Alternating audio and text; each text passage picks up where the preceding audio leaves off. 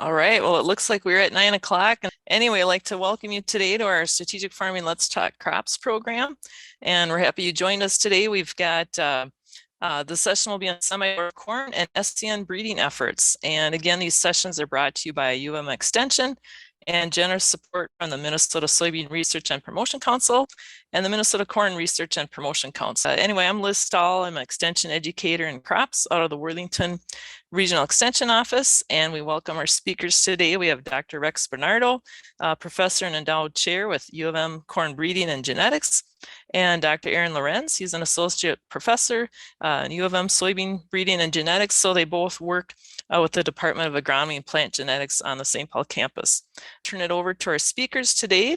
Again, we have Rex Bernardo and Aaron Lorenz, and Rex, I believe you are going first today. Good morning, Liz, and thank you for having me during today's session. Yes, I'd be pleased to talk about a corn that is shorter. It's known by different names. It's known as dwarf corn. It's known as semi-dwarf corn. It's known as short stature corn. It's known as short corn as well. Regardless of how you call it, as the name indicates, it's corn that is much shorter than the traditional corn that we've been seeing out in the fields. Now, just a little bit, I was introduced as a corn breeder at the University of Minnesota, and in one sense, that is true that I do research and teaching that pertains to corn breeding and genetics.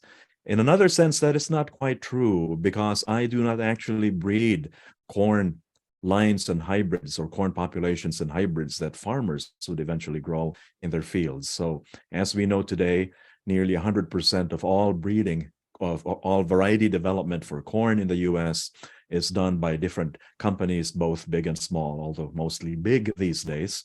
And so the type of research that I've been doing is more on the fundamental level of corn breeding and genetics research, that the results that practitioners can use to develop the hybrids that would then end up in farmers' fields.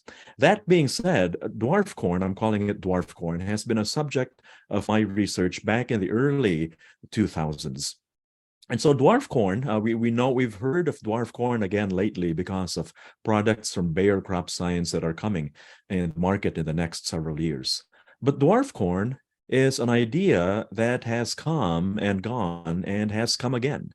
And like many good ideas, perhaps it would take several iterations for an idea or a product to finally take hold.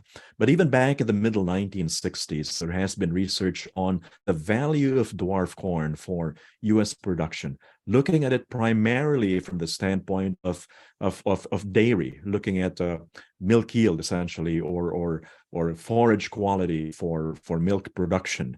And so that was the focus in the 1960s. That was much of the focus in work in Canada in dwarf corn breeding and genetics. And when I joined the University of Minnesota in 2000, having moved from Purdue University up here north, I figured it's something that struck my interest. What about dwarf corn? What potential advantages would this dwarf corn bring? And so I'd like to share a photo of what this dwarf corn looks like that my students and I were working on. And it's this one over here.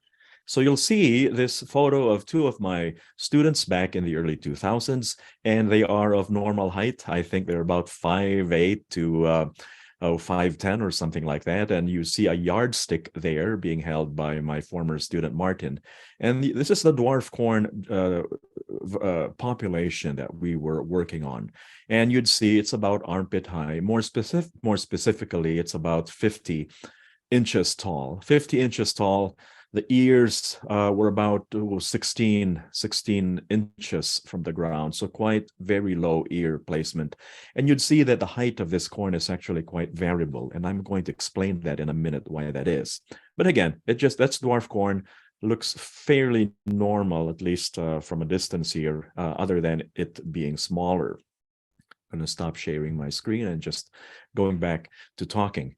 And so we did some research on this in the early 2000s, and then after a while we discontinued that research, or at least set it aside, and the seeds are in our cold room here on campus. And then the next time I heard more about dwarf corn was when Bayer started talking about their short-statured corn. And I know that Stein Seed also has been working with dwarf corn or shorter corn for a while now, since the mid 1990s. So my former student, one of my former students actually did a comparison of these different types of dwarf corn. So what I'd like to talk about first of all is the concept of dwarf corn. Why dwarf corn? What are some advantages that it could bring? And then talk about specific products that we have investigated at the University of Minnesota, or products that might be coming out in the market in the next several years. So why dwarf corn? Well, obviously dwarf corn is shorter, and it being shorter might bring some advantages. One is it could have increased lodging resistance. Because of the shorter corn, because of the center of gravity of the corn plant being closer to the ground, it would have, we would think, enhanced or better resistance to lodging. And there was an article published in the journal Crop Science in the last few years that actually showed this, that Bayer Crop Science looked into how their short stature corn fared compared with normal height corn during the derecho event that hit Iowa.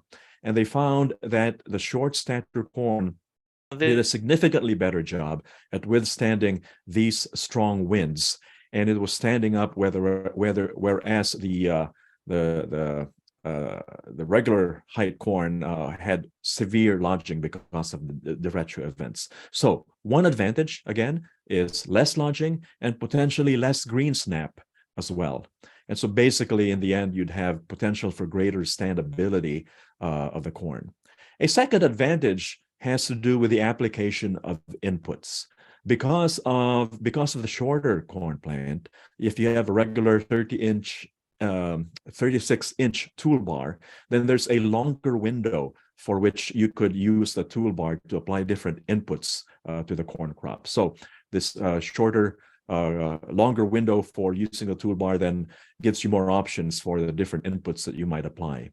And also because of the shorter stature, then if you have standard ground equipment, then the canopy might be short enough for all season coverage or all season use of standard ground equipment. So second advantage is, again, potential for increased window for application of different inputs.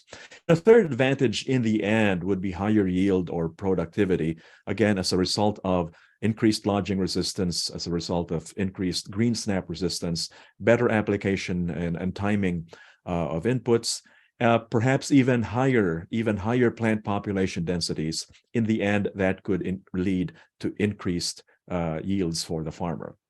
So my former graduate student, one of my former graduate students, his name is Dr. Chris Schaefer. For his master's thesis, he did a comparison of the dwarf corn with the earliest corn hybrids at that time, early 2010s, that we could find in Minnesota. And here's what Chris and I found. First of all, let's talk about plant population density.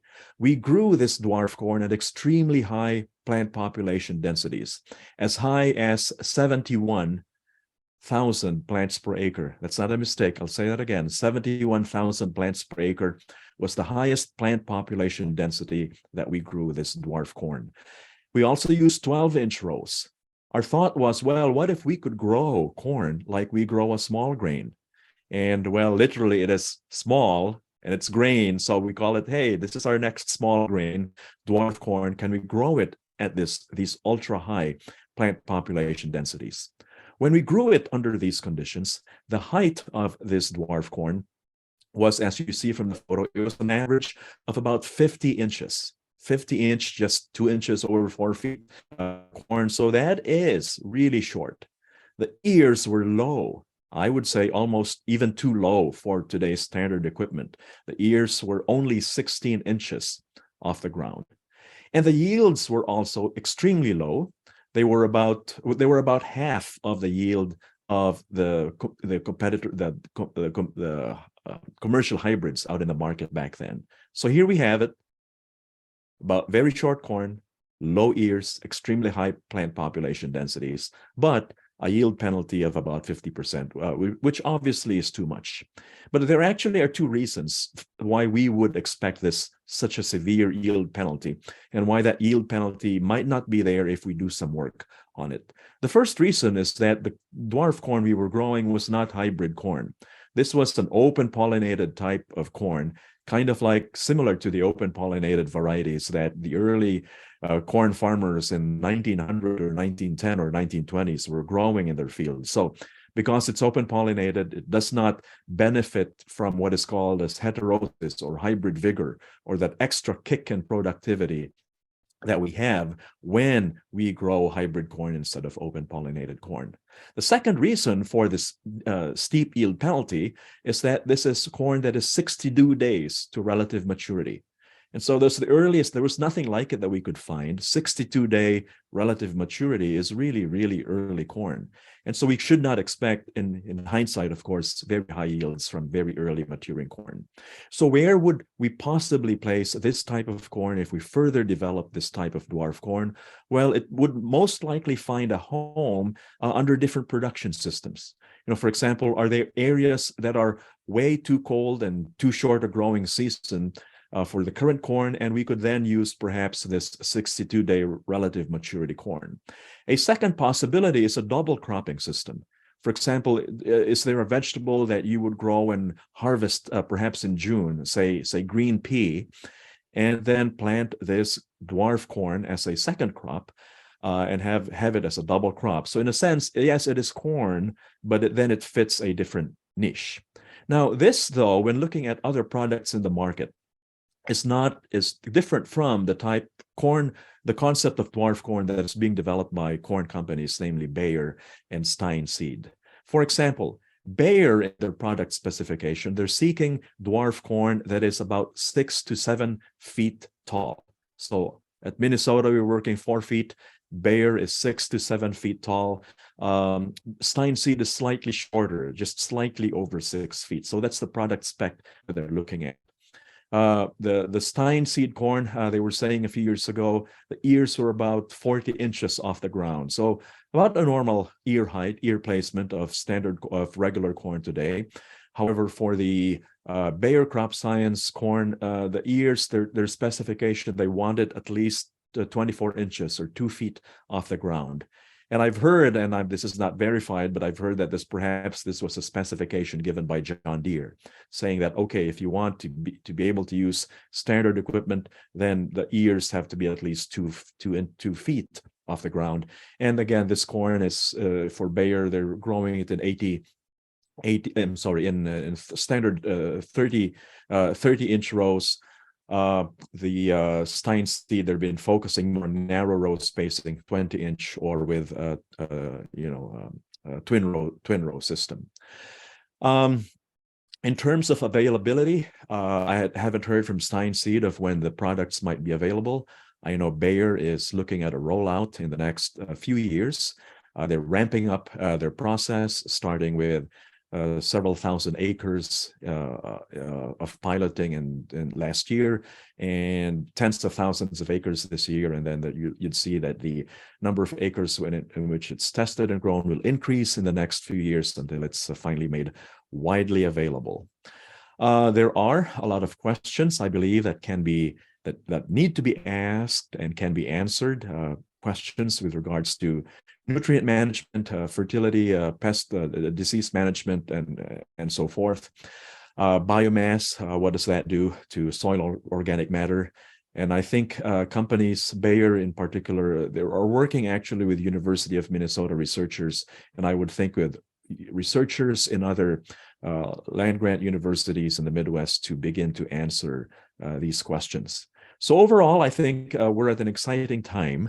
And one last point, the initial products from Bayer, they are due to a naturally occurring mutation.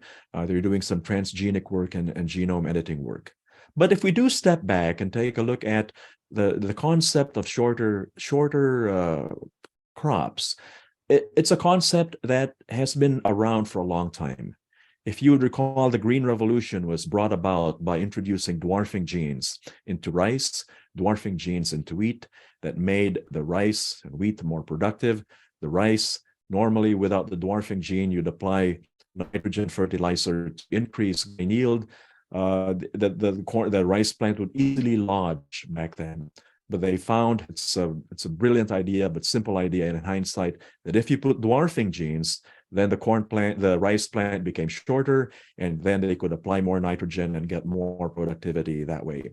And we've seen over the years that the corn plant has decreased in height as more and more as hybrids have become more and more productive. So we see this as a next logical step of, instead of having decreases in height as an indirect effect of selection for higher yield, we now have more purposeful ways to decrease the height by introducing known genes and then trying to see, well, what management practices do we need?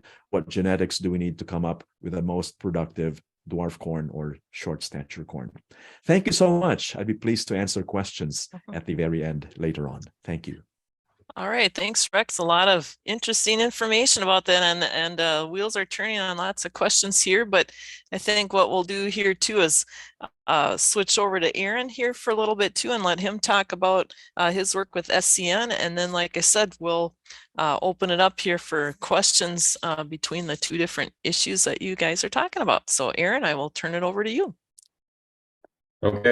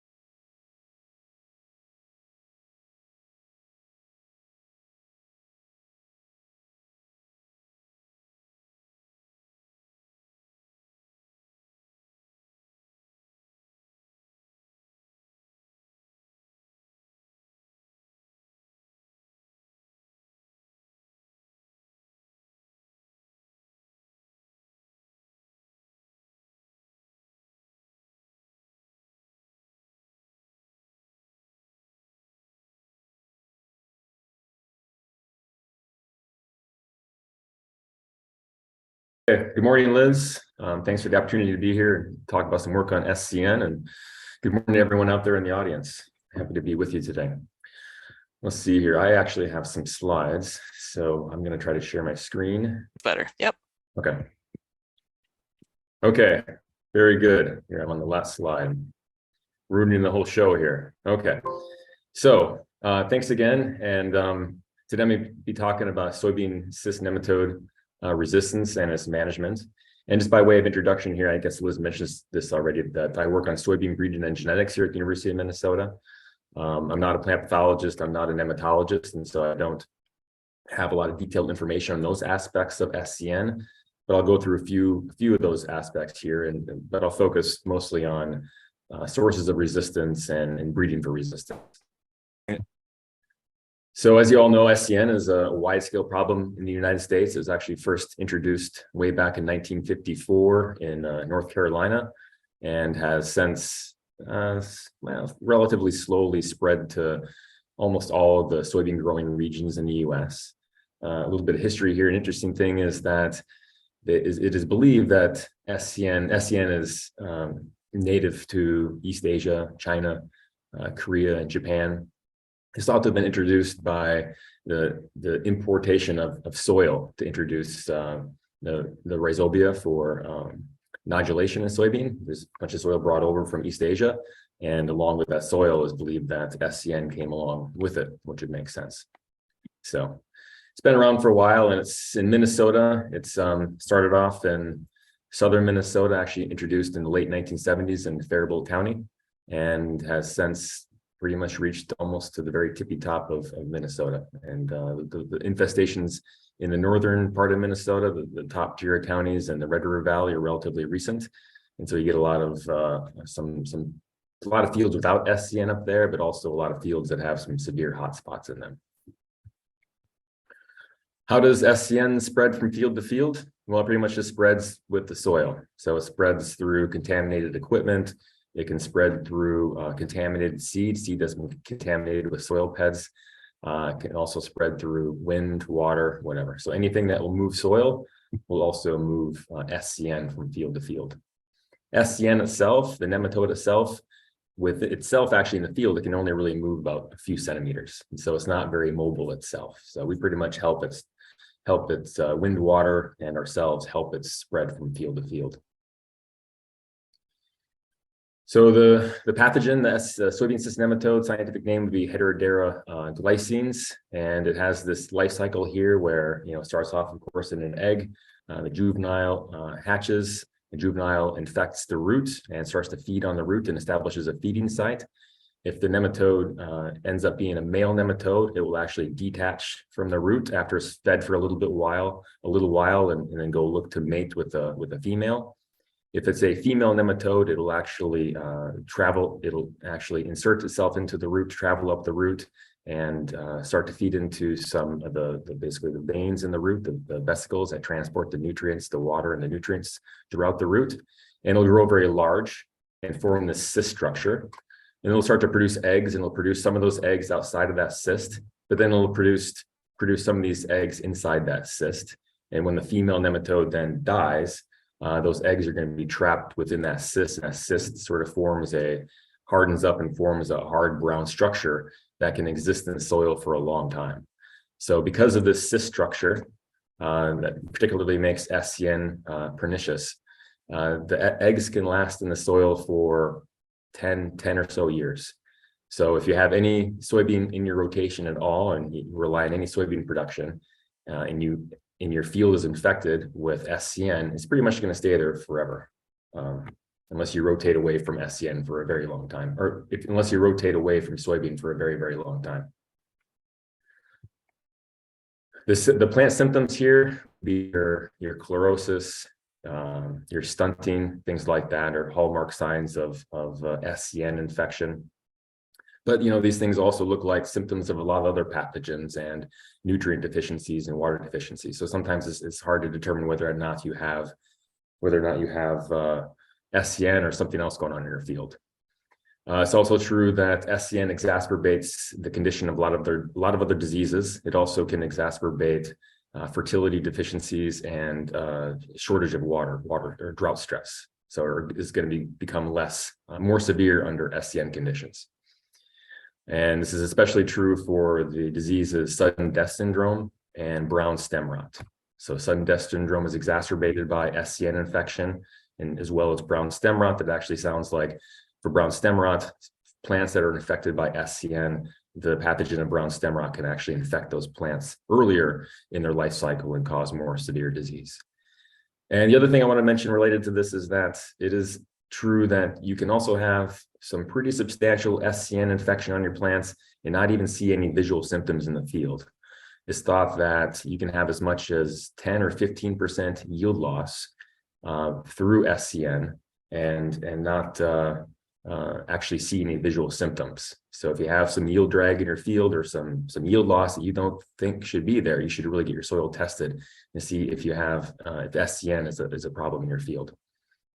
And just overall, SCN is the most damaging pest of soybean, pretty much really by far of all the others. It's thought to cause at least $1 billion worth of damage every year, probably upwards closer to $1.5 billion. And even that is thought to perhaps be an underestimate, because a lot of infestations go unreported because you don't see those visual symptoms.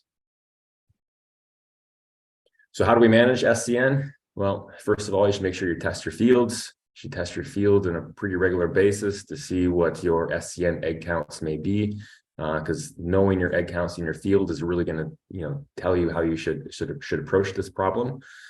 And then rotating to non-host crops like small grains, corn, other crops that are non-hosts to SCN would definitely be essential to keep those SCN numbers down in your field. And then you should also use resistant SCN varieties if you need to.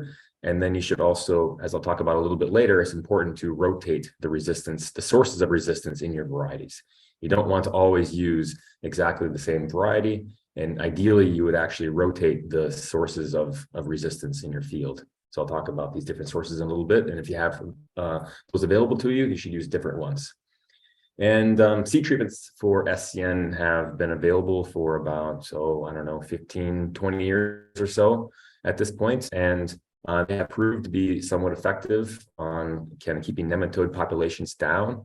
However, they don't really replace a good rotation scheme, and they don't replace good old-fashioned varietal resistance. So you can't rely upon a seed treatment and not plant a resistant variety.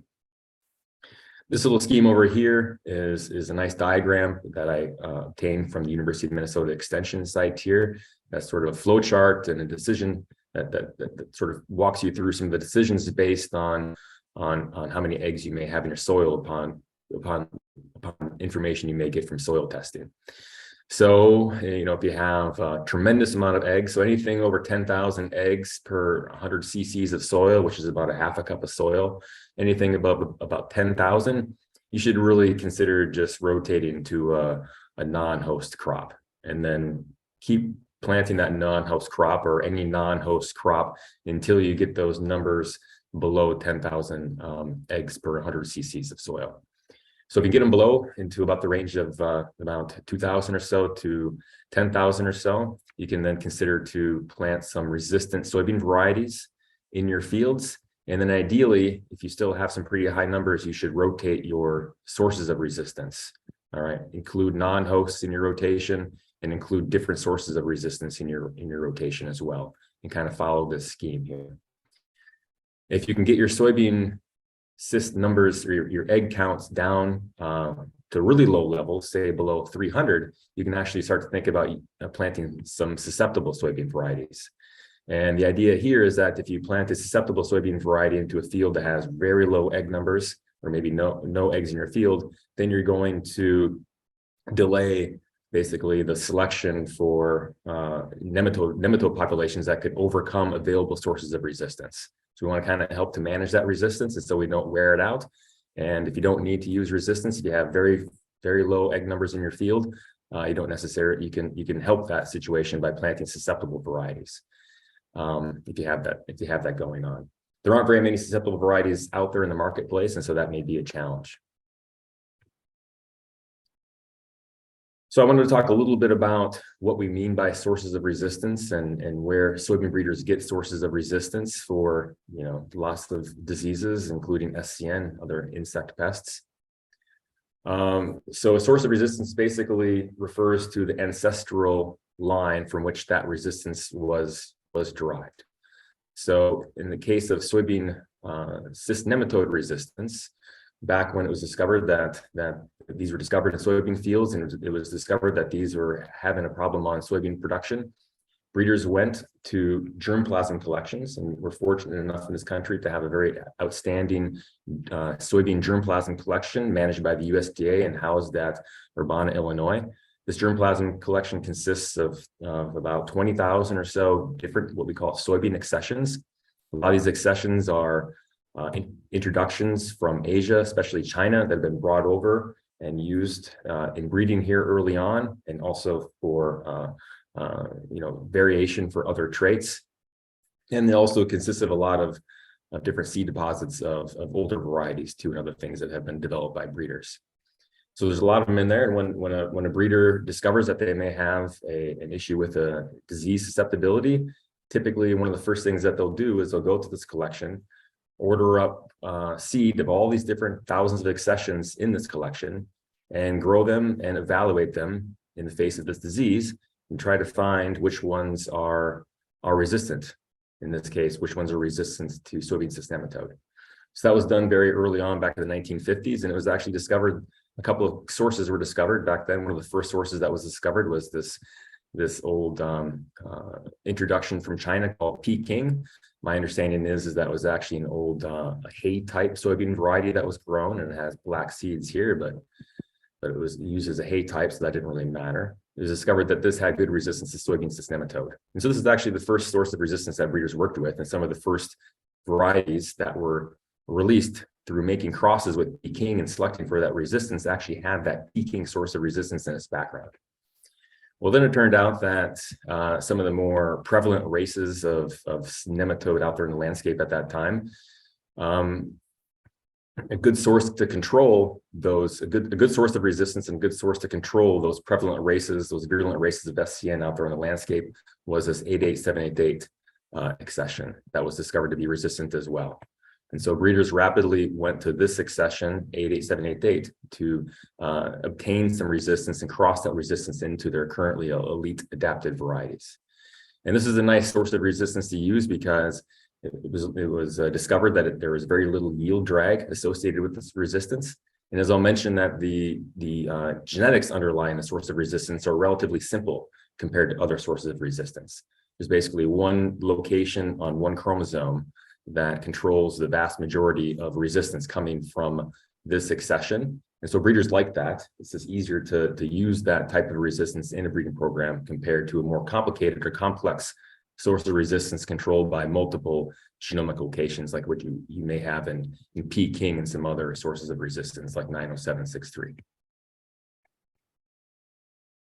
So that's pretty much that's one of the reasons why we're in the situation that we're in today. So if you look at commercial varieties today and commercial varieties throughout the last couple decades or so, or a few decades, the vast majority of those varieties have inherited their SCN resistance from this one sole accession that we call PI 8788. And again, this is because it's a really effective source of resistance. There's relatively little yield drag, and the genetics of that resistance are relatively simple compared to other sources of resistance. So today, about 95% or so of commercial varieties have this single source of resistance. And this is a bar graph here that Greg Tilka puts together at Iowa State every year. That's a nice resource of all the commercial varieties available that are out there. It helps us visualize this. But it's also astounding when you look at his actual table of all commercial varieties out there and just page through a page after page after page of several hundred different varieties. And all you see is PI 8788 in all of those things, except a very few such as Peking and there was an 89772 source as well that was used by a couple of companies or one company. So, nevertheless, we talk a lot these days about how this source of resistance is slowly breaking down, and we're seeing instances of that in farmers' fields. But there's another side of this question, and that is, why has this source been so useful and widely used for so long? I mean, it's really a good success story of resistance breeding, I'd say, for soybeans. I mean, it's been effective for several decades and highly effective, and it's still quite effective in most cases these days. It provides good protection in most situations, and it protects yield quite well. Even if there are some nematodes in the field that can overcome this resistance, it still provides really good yield protection in most scenarios. So why is that?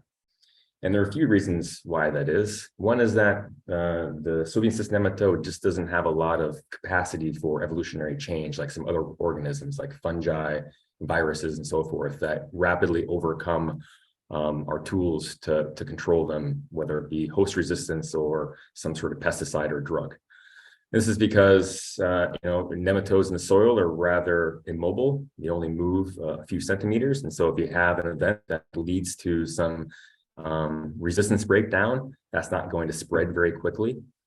Another reason is that compared to a fungus or something like that, or even a Palmer amaranth plant that spreads millions of seeds, a single female SCN only contains a few hundred eggs.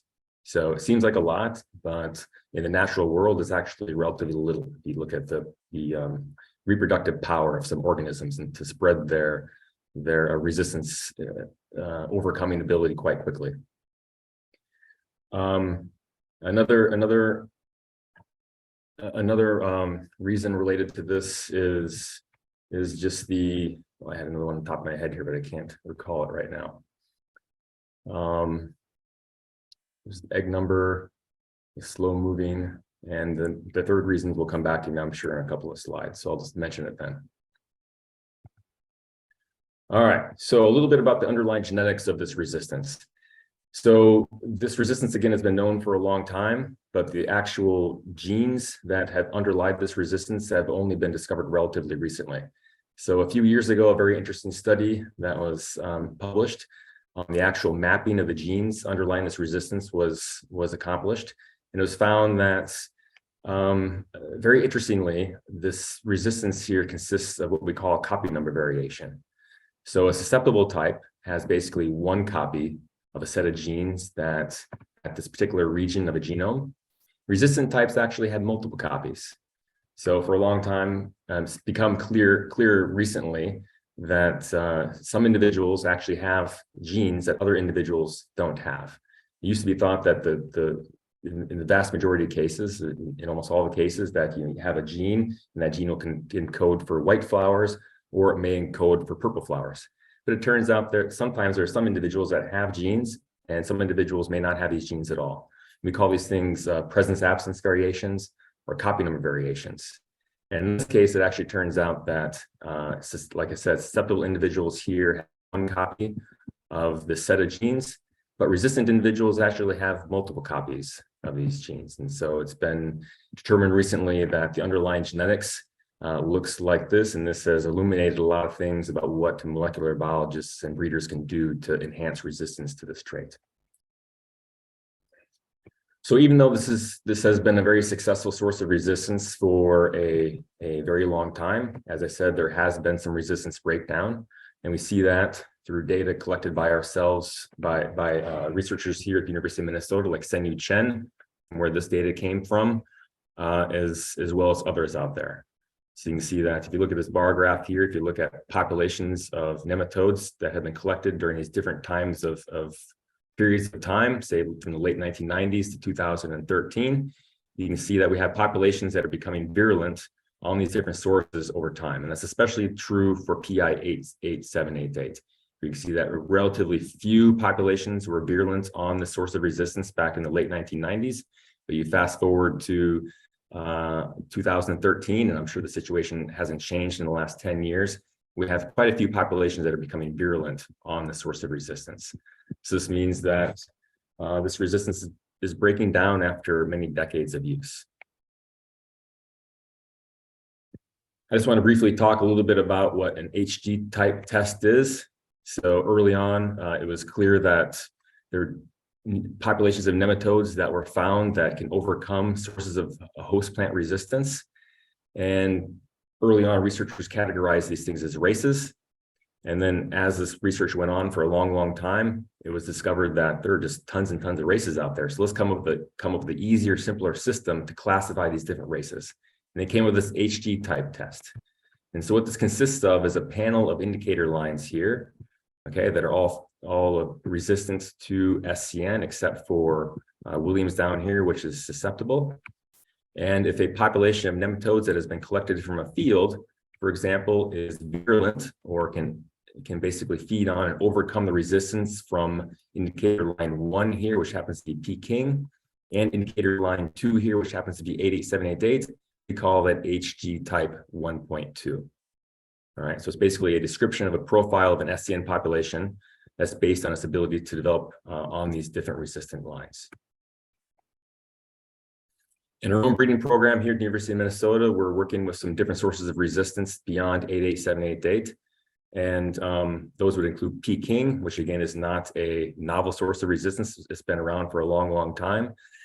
But there are relatively few sources of this resistance in the marketplace, and it would be good if there are more out there, because actually rotating 88788 resistance with P. king resistance is a very effective way to manage your potential resistance breakdown in your field. Like I said, that genomic location on chromosome 18 that we call RHG1 that controls a lot of this resistance, the genes that P. king have are distinctly different than the genes that 88788 have. And so rotating those sources of resistance can help you control your SCN populations. We also are working with 567-516C in our program, as well as 90763. And these prove to provide good resistance to developing populations in farmers' fields, yet they're more genetically complex, and so they're more difficult to work with. But we're trying to overcome these challenges. And then finally, I wanted to mention something about BT soybeans. So you may have seen in the news that BASF has developed some new BT soybeans for SCN. These are still very much in research right now. Commercialization is underway, and my understanding is that they will be commercialized sometime during the late 2020s here, sometime in the last half of this decade, I believe. So not too far away, I guess, given it's already 2023. But this is pretty exciting because this could yet to be another source of SCN resistance that could be used. But nevertheless, this doesn't necessarily replace just good old-fashioned varietal resistance from, say, 88788. In fact, the transformations, the work that was done on this study, they basically converted an existing resistant 88788 type variety into having this BT gene. And they showed that having this additional protection in the form of BT did further protect the plants from nematodes, and it made the plants resistant to different HG types of soybean. So it added that additional resistance, but it doesn't sound like it will replace, good old-fashioned varietal resistance completely.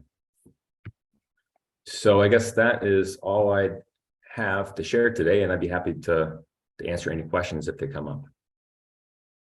All right. Thank you, Aaron. Lots of great information there as well.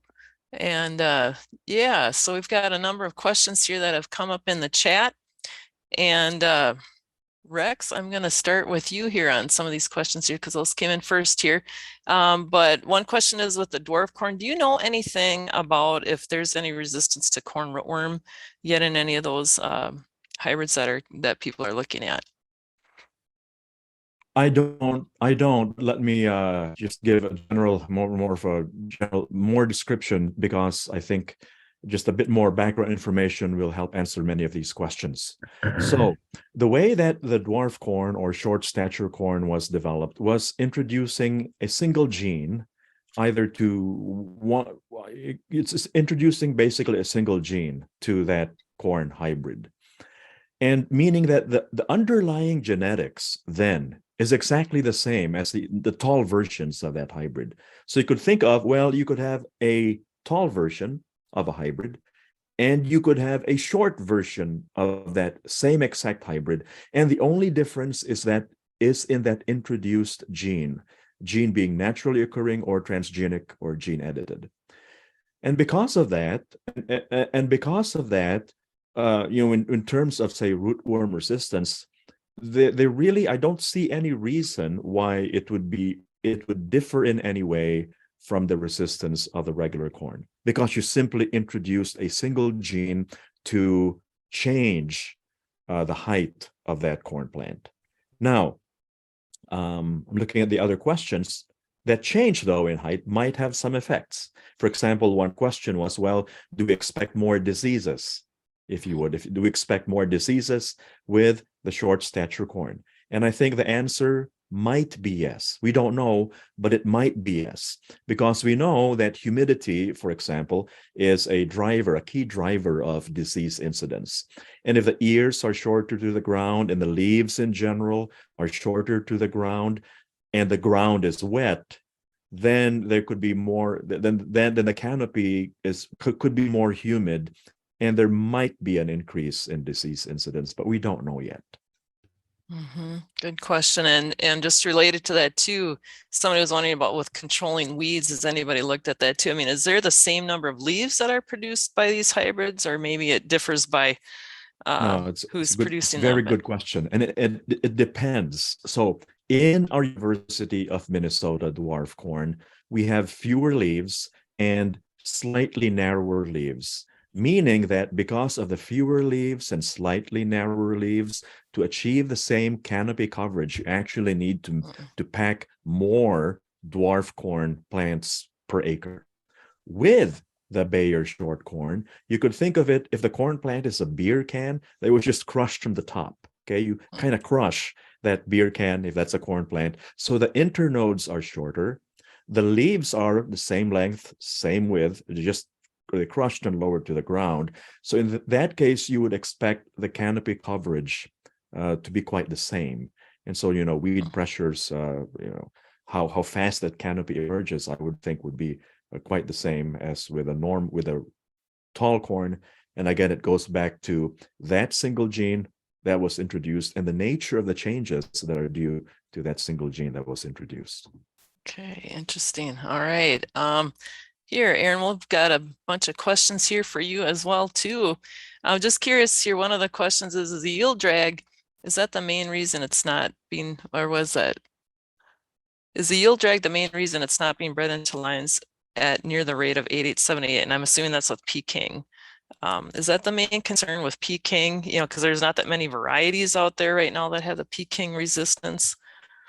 I think that was the concern in the past, but there are a lot of good high yielding varieties out there that do have Peking, and so I think that's been overcome. I think that a lot of it has to do with Peking. You actually need at least two genes to get that effective source of resistance, and so it's just more difficult to pyramid those two genes together than it is to just introduce one into your elite variety.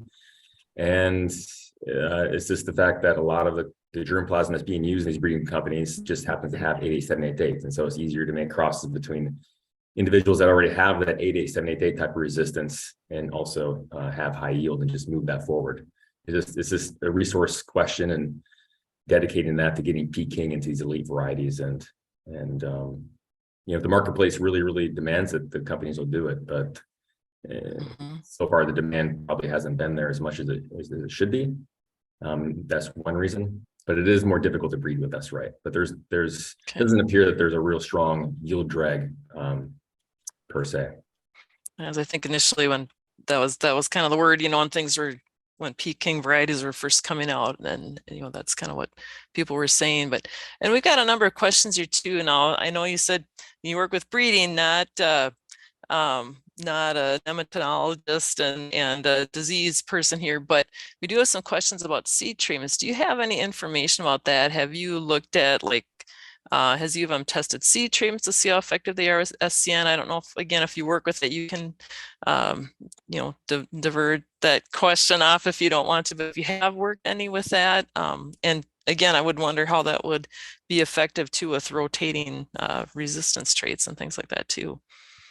I haven't done a lot of that work myself, and so I can't comment on that very specifically. Someone like Seth Nave would be more informed on what that might look like, or Yi Melvick or Senyi Chen would have better information than I would on the relative effective of seed treatments.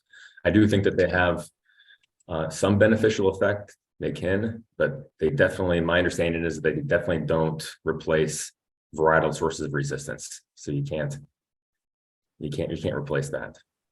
Okay. It may just enhance that. Yeah. We've got lots of. This is fun trying to sort through the questions here. And I'll ask a quick question here too. Does tillage impact SCN questions? I see Angie is answering that too, but not if you want to. Not that I know of. Okay. All right. Here's a question too about with the semi-dwarf corn. What are your thoughts about, let's talk about row spacing again. Would it need to be less than 30 inch to achieve an acceptable canopy? And you kind of addressed that before too, but I suppose again, that depends on where you're getting it from, or what would you recommend with that? I would say until there's further information that shows that you need to go to narrower crop spacing, then it's best to stick with the current row spacings and recommended plant population densities. I do know that Bayer Crop Science is working with University of Minnesota researchers to look into questions of optimum plant population density, fungicide treatment, looking at cover crop establishment, for example, with short versus tall corn. So again, it's a system where there's a new product concept, and as we know, the genetics is just one part of it, but we need the proper environment, the cultural conditions to optimize production. So these are great questions that we can get partial answers to based on the nature of what actually has changed. The canopy coverage change, or is just the height. And again, as you mentioned, Liz, it just depends. the Minnesota product that's on the shelf right now. Well, Mhm. yeah, you for our dwarf corn, yes, we definitely would need a narrower crop spacing because we've seen it in the 30-inch spacing. It's just too sparse. It's just too sparse to provide Okay. proper canopy coverage. All right, and we do have a request here, Aaron. I don't know if you can pull this back up again. If you could show the slide with the SCN, the Minnesota SCN races again. SCN races. Yeah, so somebody's question, could we see the slide of the Minnesota SCN races again? I didn't, I had a slide of,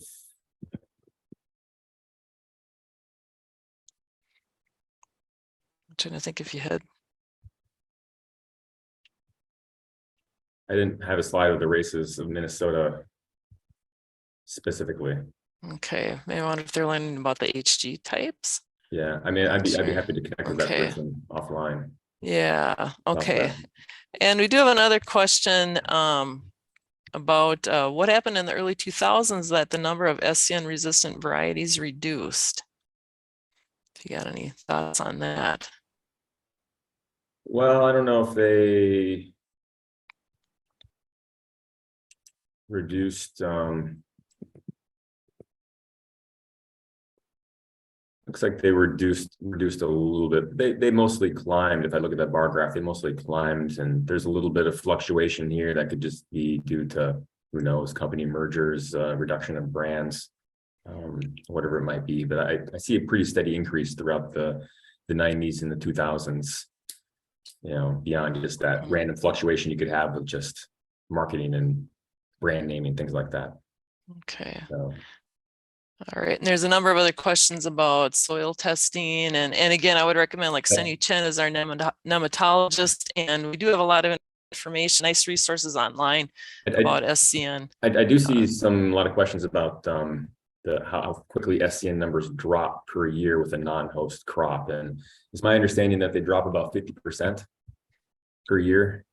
So it can take multiple years to have a really high SCN number in your field. It can take multiple years to get it down to the point where you can grow soybeans again. So yeah, and like you said, and if you get it below 10,000, you can think about growing a resistant variety, and then if you have good resistance to the population of nematodes in your field, it should control your nematode populations. You actually reduce them too. But the number is generally 50% for non-host crops. Okay. And there's a question too about with soil sampling, if they're testing in the summer versus the fall, you know, and what number to base their decisions on whether or not to plant soybeans. You know, if the summer is 5,000 and the fall is 10,000. You should test them right before, you should test the field right before you put soybeans into it. So ideally you would test, you know, if you're going corn soybeans, you would test the field after you harvest your corn, the fall before the soybeans go in the next spring. Okay, so use that more rely on that fall sample after you've allowed more generations. Yeah. Or you could test early in the spring before you plant your field to soybeans. You could do that. But the nice thing about testing in the fall is that it gives you time to make some management decisions over the winter time. If you test in the spring, you know, it may be too late to make any decisions about that particular field. But you want to test before the plants get fairly big, like V4 or V5, because once they start to get pretty big and approach flowering, then the nematodes start hatching from their eggs, and then you'll see a reduction in the egg count compared to what you should have saw. All right. Like I said, again, we've got a lot of disease questions here, kind of related for but I do one question that popped up in the chat too for you, Rex.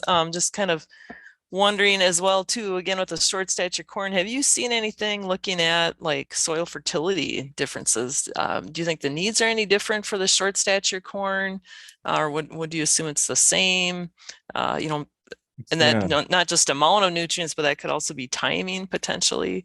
You know, I think that's a great question. I think as far as the genetic part of the equation is concerned, I don't see any difference in the fertility need of the short stature corn.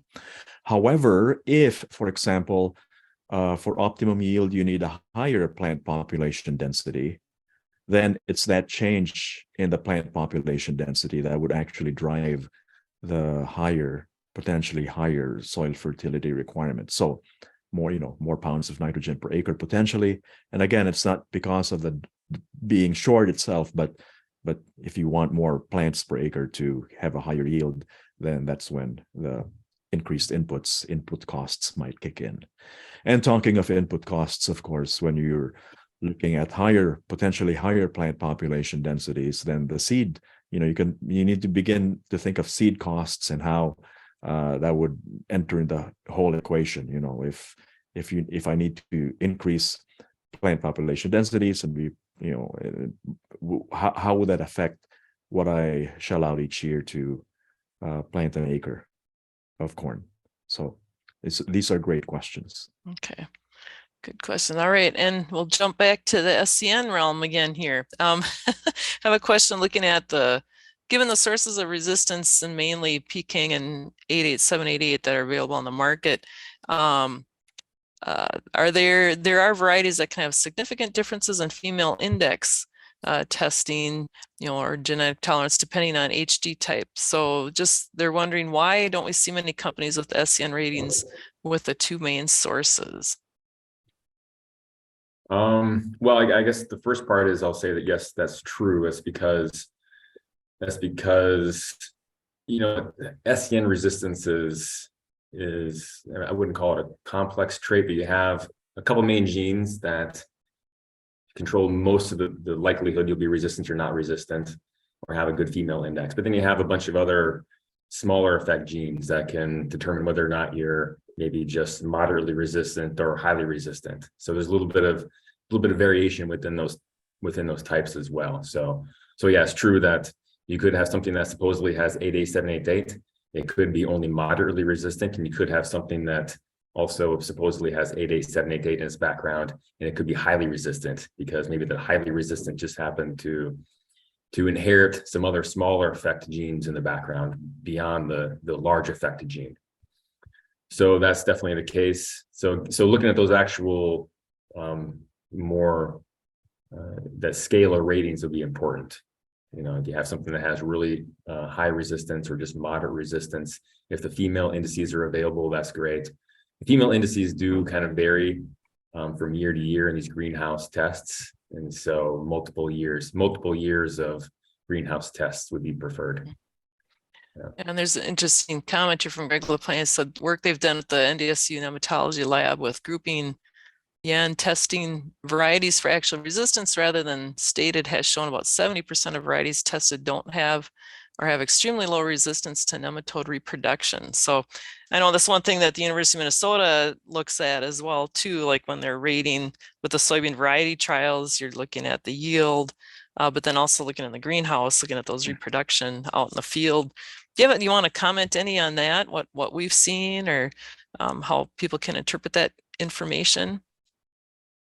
Let me see if I can see actual resistance rather than stated as shown in varieties tested don't have it. Or extremely low resistance to nematode production. So I think they're looking at like the reproduction, like the SCN levels out in the field, even though it might not have a big yield impact, but. Well, that's not what Senyu Chen does a lot of this work for us in the variety trials, and we do send him all the varieties that are entered into our statewide variety trials are tested in his lab, but he uses a known HG type of SCN, and so in those controlled greenhouse conditions, I would say that in every year at least 95%, more like 99%. Of the varieties that claim they have SCN resistance are either at least moderately resistant, usually resistant or highly resistant of the 8A788 types. Yeah, we get a couple every year that claim to have resistance and they're susceptible in this greenhouse bioassay, but only a couple. Okay. All right. Well, I see we're at 10 o'clock, and I know we've got some questions left here yet too. Maybe we can try to answer those after we wrap this up, but I will wrap it up here for now, those that need to go. But again, thanks to our speakers, and thank you all for attending our Let's Talk Crops program today. And remember, there's a very short 3-question survey at the end, if you could take that as well. And thanks again to our sponsors, the Minnesota Soybean Research and Promotion Council and the Minnesota Corn Research and Promotion Council. And if you would like CEUs, they have been applied for. Please put your CCA number and name in the chat. So again, we just need your CCA number and then your full name in the chat before you go. And then hopefully we'll get approval for CEUs.